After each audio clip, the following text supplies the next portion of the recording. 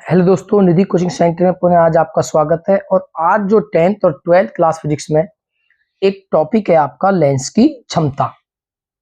तो लेंस की क्षमता किसे कहते हैं, उसका मात्रक क्या होता है, उसकी परिभाषा क्या है, उसका सूत्र क्या है, ये आप इस वीडियो में देखते हो। तो सबसे पहले लेंस की क्षमता की परिभाषा क्या है। तो परिभाषा है, आपने पढ़ा है फोकस दूरी। फोकस दूरी होती है एफ। तो उस फोकस दूरी का जो वृत्त क्रम होता है उसे लेंस की क्षमता कहते हैं। तो इसकी जो परिभाषा बनती है, तो इसकी जो परिभाषा है वो है फोकस दूरी के वृत्त क्रम को लेंस की क्षमता कहते हैं। तो फोकस दूरी क्या होती है आपकी एफ, और क्षमता जो होगी आपकी लेंस की जो क्षमता होती है वो होती है वृत्त क्रम। बोलते हैं जब 1 के 1 के अपॉन में किसी को लिखा जाता है तो वृत्त क्रम होता है। तो ये है फोकस दूरी का वृत्त क्रम। तो लेंस की क्षमता होती है फोकस दूरी के वृत्त क्रम, और क्षमता जो होती है उसे हम P से प्रदर्शित करते हैं।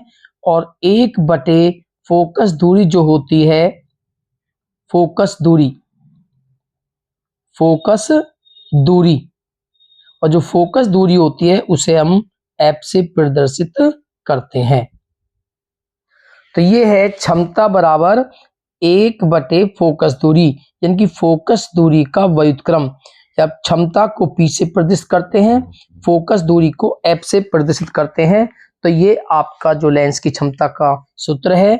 और अगर आप इसका मात्रक देखते हो, जो ज्यादातर बोर्ड एग्जाम में पूछा जाता है, तो इसका जो मात्रक होता है वो होता है डायोप्टर।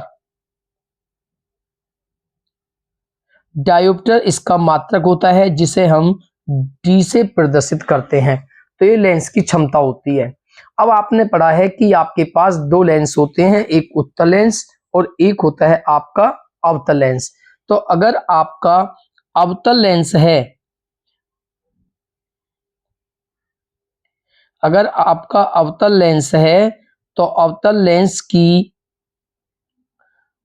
जो क्षमता होती है वो धनात्मक होती है, ऋणात्मक होती है, यानी कि माइनस में होती है।